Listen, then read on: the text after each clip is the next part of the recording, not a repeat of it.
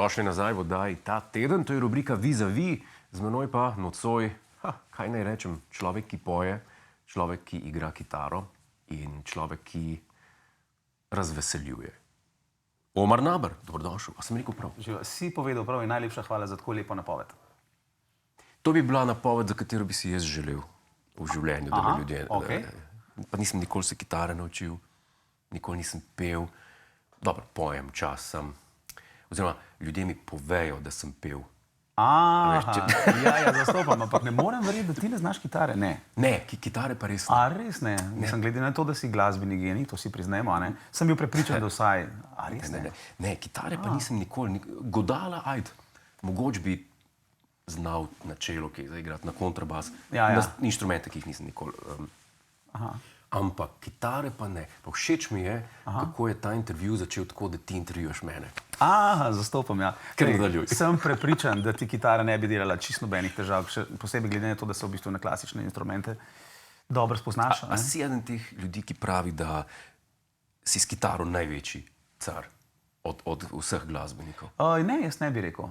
Kateri inštrument bi bil pa zate? Bobni? Tudi ne. Mislim, jaz bi rekel, da vsak inštrument je carski po svoje. Zelo težko je reči, drugače pa itak kralj vseh inštrumentov, klavir. Tako da jaz zelo občudujem recimo svojo mamo, že od svojih, bom rekel, rosnih mladih let, ki je pač igrala kitaro in prsti so ji kar laufali po v klavirju, ven je pa prihajala lepa glasba. Meni je bilo itak že takrat načasen, pa sem pa z leti to vzel za samoumevno, zaradi tega, ker je pač vsak dan vadila, pa jaz sem se pač hodil tam okoli njenih nog pa klavirja, že kot 2-3-leten otrok. Tako da ja, jaz bi rekel, da je kralj vseh inštrumentov klavir. Valjda je pa vsak inštrument, če si virtuoz, si kralj na vsakem inštrumentu. To ne bi delal krivico tistim, ki igrajo kakšen drug inštrument, če bi en sam inštrument okronal za kraljevski. Dobro.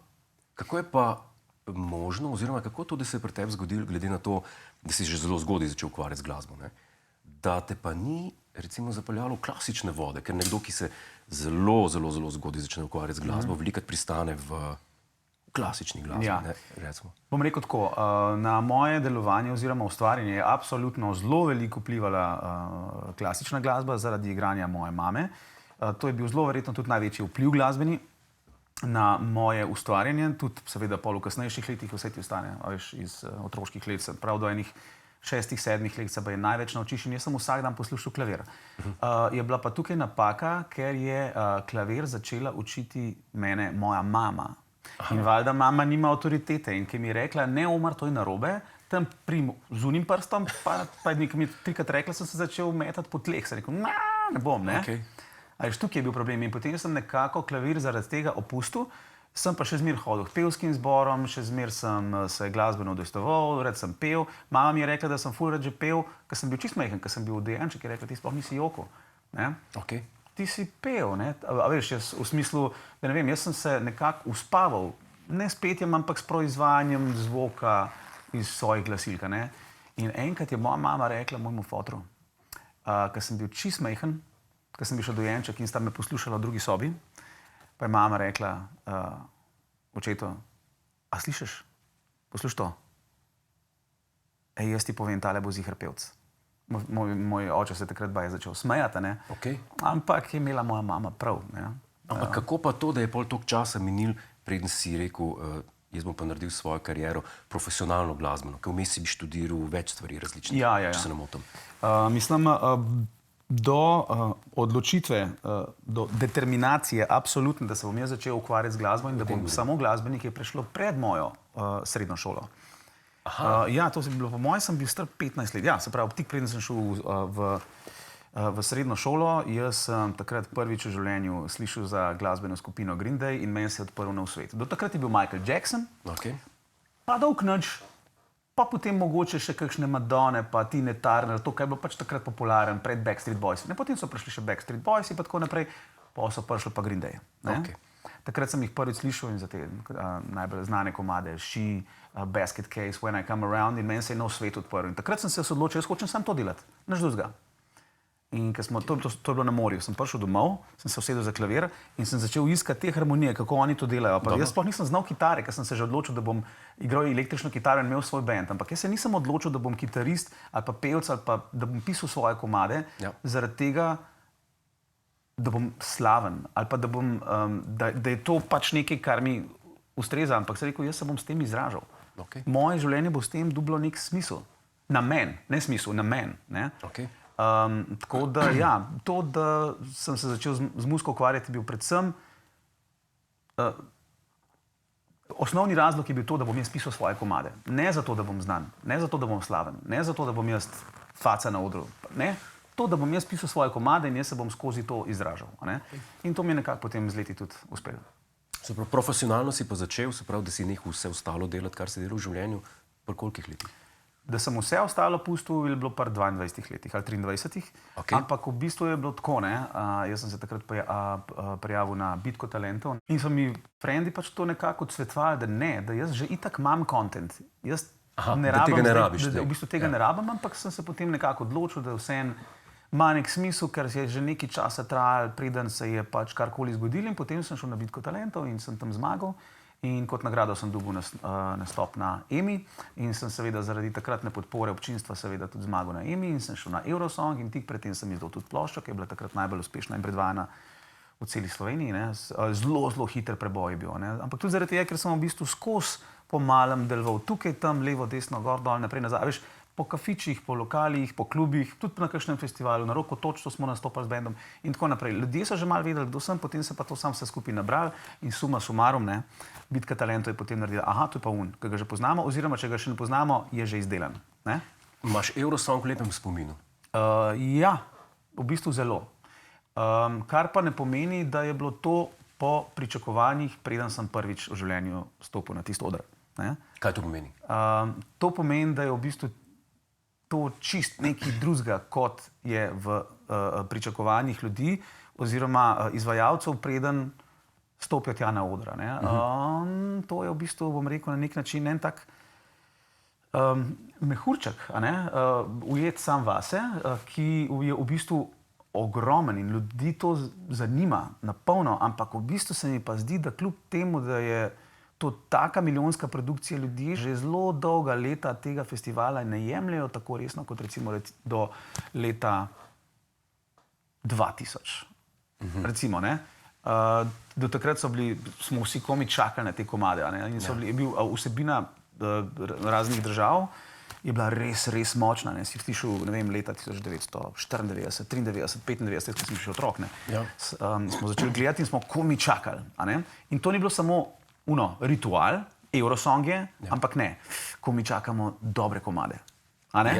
Veš, kaj mislim, ne? Govoriš stvari, ki jih hočem slišati, ne? Ker je isto. Ker to je bila naslednja stvar, sem te hotel vprašati, če se ti zdi, da nismo več v tem stanju, kar se tiče Eurosonga. Ne, da čakamo skladbe, da čakamo dobre skladbe. Ja, tako, ne? Tako kot lahko, recimo, jaz zaznavam še, da lahko danes jih slišimo na festivalu Sanremo, recimo. Na italijanskem festivalu. Tam še človek sliši dobre. Še, ampak bi tudi rekel, da manj kot v 80-ih, 90-ih. Absolutno. So pa obdržali več tega. Ne? Da ne bo pomote, še zmeraj so kakšni komadi na Eurosongu dobri, ampak jih je treba čakati in hitro zgubiš potrpljenje in če ni dobrega kontenta v osnovi, se kakšen tak dober komad tudi izgubi, zaradi tega, ker folk gre medtem, ko to gleda na WC, kaj pojesti, kaj popiti, malo potelefonirati, veš, in tako naprej. So reklame, pa malo prešalta, pa pol prideš šele po 3-4 komadih nazaj in tako naprej. Ne? In takrat, recimo, jaz se spomnim leta 95, ali kdaj je bilo, ali 96, saj ne vem. Takrat smo počakali ta prvi komad in ta prvi komad se konča in mi se doma spogledamo in si rečemo, wow, tole bo zmagal. Tole je, kaj lahko še boljše. Narejeno. Pa pride naslednji komad in se še enkrat spogledamo, pa rečemo, ne bo ti zmagal, ta bo zmagal, to je še boljš. In smo bili vsi tako nahajpani, kva pa zdaj. Potem bi bil recimo tretji komad, je bilo dober je, zelo je dober, ampak da sta toliko močna, pa toliko sta ostala v ušesu, da tist bo zmagali. Potem pa če prišel četrti komad in wow, toliko močna vsebina je bila včasih. In žal, sej jaz nisem nikoli nikoli ne ravnam destruktivno, zmer gledam pozitivne stvari, poskušam biti konstruktiven, samo danes tega več ni. Zaradi tega, ker pač ne vem, se mi zdi, da je Eurosong začel delati veliko bolj na svoji tradiciji in na šovu in na veličini tega, kar Eurosong predstavlja in ne več na sami vsebini. Toliko kot na pakungi. Kar je mogoče mečken škoda, ampak lej, jaz sem optimističen, da se bo prej slej spet spremenil. Tvoja glasba je dejansko melodična, vedno bila. Ja. Tudi nekoč sva bila, si mi dal en komad za poslušati. Ja, točno, ja. Si ga v italijanščini. En italijanski, točno. Italijanski komad, sem rekel, lej, ta človek pa ne izgubi melodike. In zdaj me zanima, ali je to zavestna stvar tvoja, da rečeš, melodika je glavna v glasbi, vedno je bila, jaz bom tudi sam melodičen, ali je to nekaj, kar iz tebe prihaja, glede na to, da si rekel, da bo glasba tvoj način izražanja, ko si bil otrok? Jaz bi rekel, da imam to jaz po moji mami. Mogoče malo genetsko, mogoče pa seveda tudi zaradi tega, ker sem prvih 6-7 let vsak dan po par ur poslušal njeno igranje. Ona je od nekdaj igrala zelo melodično, zelo konkretno. Točno je vedela, čisto za vse je točno vedela, kako se stvarim streže in v bistvu tudi, ko je bila mlada, recimo, so jo občudovali, da je ona sama od sebe že znala pogruntati akorde na vse Beatlove komade, na vse komade od Beatlov in od vseh ostalih, pa ni imela informacij, ki jih imamo danes, ko samo pogledaš, kjer akordi so, pa to je to. Ona se je pač naučila to slišati in jaz mislim, da imam to po njej, da me je to tudi od nekdaj ful zanimalo, in to imaš seveda tudi ti, a veš, da slišiš, seveda imaš, vsi vemo, slišiš komad in veš, kje akordi so, oziroma če mogoče nimaš glih absolutnega posluha, veš, kje stopnje so, pa kje so moli, kje so duri, kje so sedenke. Na ta način. Tega danes mladina nima več toliko, kot smo imeli mi.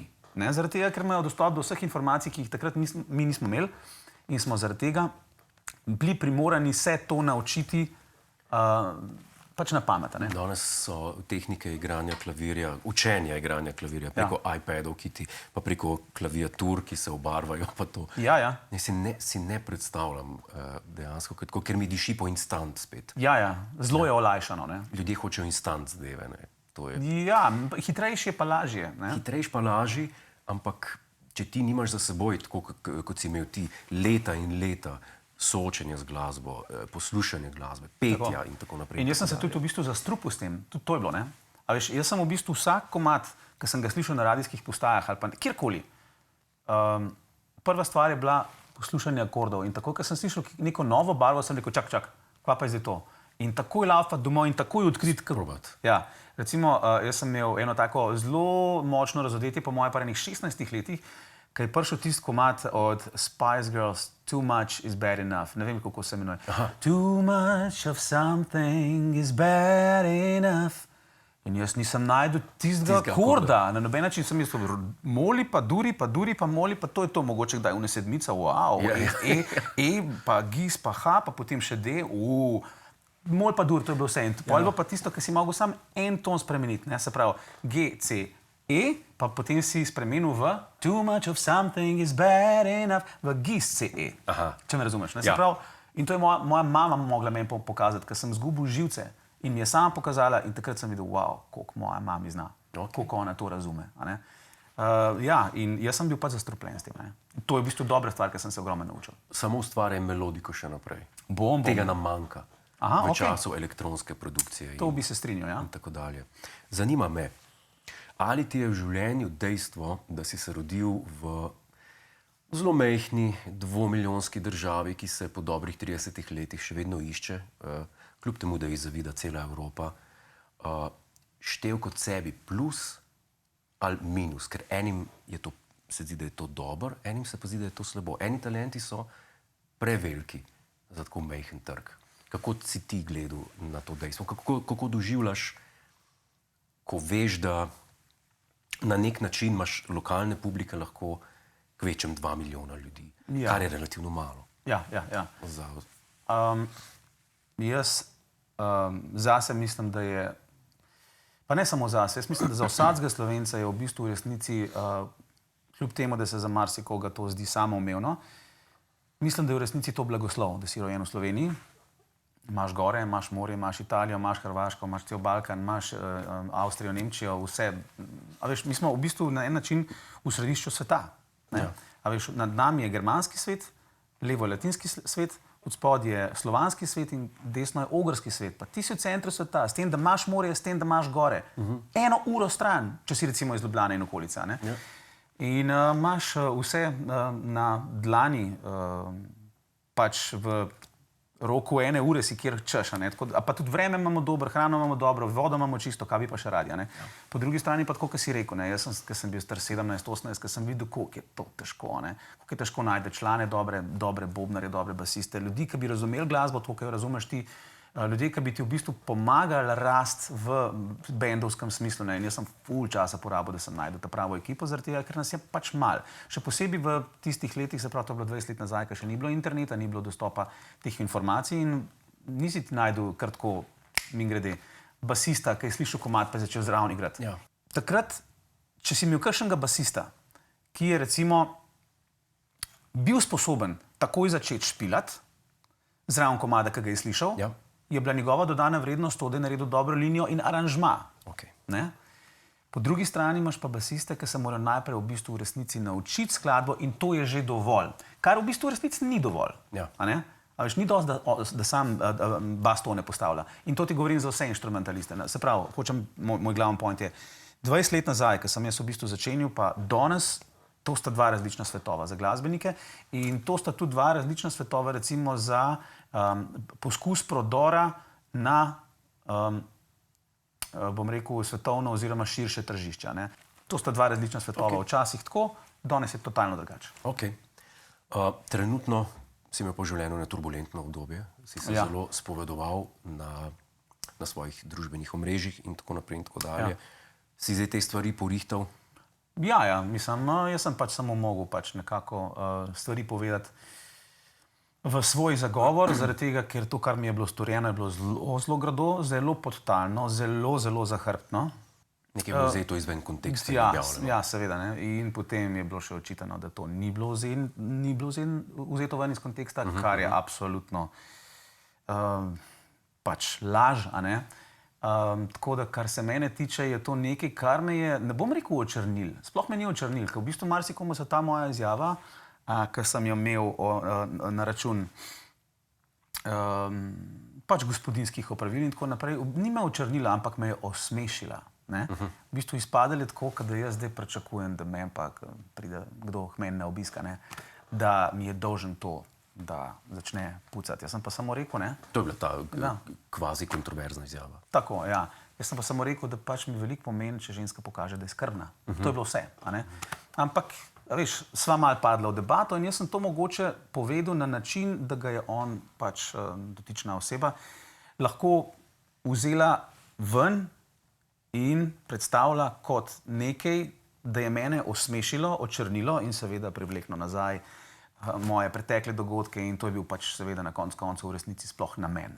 To v bistvu veliko pove, ker danes je na internetu res lahko čisto vsak prvoš karče. Kar je v bistvu zelo narobe, ampak lej, tako je, jaz sem se tudi iz tega nekaj naučil. Tako da zdaj bom pa res čisto vsakega zelo dobro prečekiral. Tebe ni bilo treba, ker se že dolgo poznava, pa veva, iz kakšnega testa si. Kdo je odgovoren za to, da je kar naenkrat nastala poplava na svetu tako imenovanih content creatorjev oziroma ustvarjalcev vsebin? Ja. Ker vsebina je bila skozi zgodovino, se pravi televizijska, radijska, vedno kurirana. Se pravi, bil je nekdo, ki je rekel, to je pa dobro, ti si pa, ta je pa že to pa to napisal. Recimo v seriji Star Trek so jim pisali scenarije ljudje, ki so že pisali, ki so bili uveljavljeni avtorji znanstveno-fantastičnih romanov in tako naprej in tako dalje. In potem so prišla družbena omrežja, zdaj pa kaj pa rabimo, da bo to funkcioniralo? Ja, ljudi, ki bojo ustvarjali vsebino. Kaj pa ti počneš? Ustvarjam vsebino. Kakšno vsebino? Vsebino, okej? Ja, I'm a content creator. Ja, snemam se. Ja, kaj pa snemaš, ko hodim po ulici? A je kaj narobe? Ja. Kaj pa manjka tej vsebini? In to je pripeljalo do tega, da imamo kar naenkrat en kup vsebine, je zelo težko manevrirati med dobro vsebino, med slabo vsebino in tako naprej in tako dalje. Tako se v bistvu absolutno strinjam in finte o tem, da v bistvu vsak je lahko content creator. A veš, vse, kar rabiš, je v bistvu dostop do interneta in kamera. In potem delaš kar češ in potem valjda ljudje začnejo iskati elemente, kako privabiti pač pozornost. In ljudje, ki vsebine nimajo, jo pač generirajo pozornost z drugimi stvarmi, kot z vsebino, ker vsebine ni. In valjda, kaj je najboljša možna opcija za viralnost tvoje vsebine? Ogorčenje. Zaradi tega, ker so ljudje s tem futrajo. Ja. Še posebej tisti, pač, ki s tem zdravijo nekako svoje komplekse in frustracije in se potem spravijo na, bom rekel, napake ljudi, ki so kakšno stvar po nesreči malo rekli, se zarekli, jim je spodrsnili, je bilo vzeto iz konteksta in tako naprej. In recimo, tukaj sem jaz kar nadrsal, ampak lej, jaz sem že mojster debele kože, tako da nimam težav. Boš v prihodnje kaj bolj pazljiv? Bom, absolutno. Se pravi, da sem delno tudi sam kriv. V kratkem prihaja nov koncert. Ta koncert bo v Ortobaru 23. aprila, se pravi, to nanese, mislim, da sreda, 23. april. Dobro. 20. obletnica, wow, ne morem verjeti, ne? Ampak v glavnem vsi seveda vljudno vabljeni. Kako je s kartami? Ja, karte dobite na mojih socialnih omrežjih ali pa na spletni strani ali pa na spletni strani Ortobara. Bi pa seveda naredil tudi eno nagradno igro preko tebe, če lahko. Absolutno. Super. Ne bova zdaj komplicirala o tem, ampak bova naredila tako. Nagrada poteka za 2x po 2 karti. Dobro. Vse, kar morate narediti, je pa to, da pogledate, kakšna je ta nagradna igra na mojih socialnih omrežjih in vam bo vse jasno. In še enkrat, vljudno vabljeni, 23. april 2023, Ortobar. Socialna omrežja, Instagram, Facebook. Tako. To najbolj uporabljam, ja. To, super. Po mojem se bo izrisal na zaslonu. Aha, ok. Kliknice sicer ne bo dalo, ker so ljudje na kavčih, pa ne delati. Ja, štekam. Ne, se ni nobene panike. Sorry, jaz kar malo zaplavam še včasih. Absolutno, zato smo tudi se pogovorili. Ja, a veš, kaj mi je še dobro, ker ti v bistvu razumeš stvari, ki ti jih jaz govorim, a veš, ki jih lahko delim, jaz ne morem svojih stvari. Vse vem, da razumeš, ne? Vesel sem, da si bil moj nocojšnji gost. Z največjim veseljem. Evo, pa da omenim še single svoj, no? Ok. V glavnem 1. aprila, ja, zelo pomenljiv datum, izide moj nov komad, ki se imenuje Narobe. Ok. Ja, in v bistvu je zelo zanimiv. Zelo na hitrico povem o tem komadu.